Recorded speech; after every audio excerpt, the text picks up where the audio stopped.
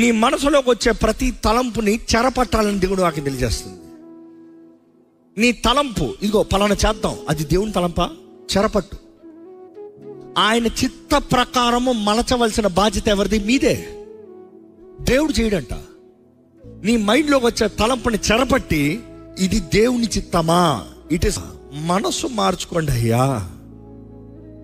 మనసు మార్చుకుని వాక్య సత్యాన్ని నమ్మి దాని ప్రకారము జీవించండి. అలాంటి వారి జీవితం ఎప్పటికీ స్థిరపడరంట. క్లినికల్ టెస్టులు చూపిస్తాయి.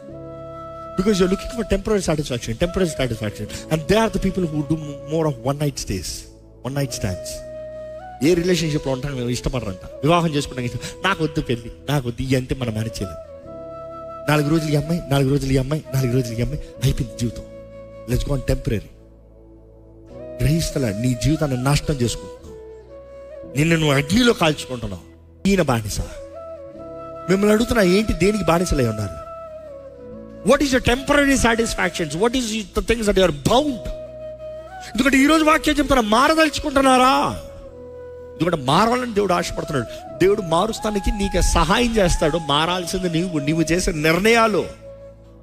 మీరు డిసిప్లైన్లోకి రావాలి, మీరు క్రమశిక్షణలోకి రావాలి, దేవుని వాక్య పద్ధతి ప్రకారం బ్రతకాలి.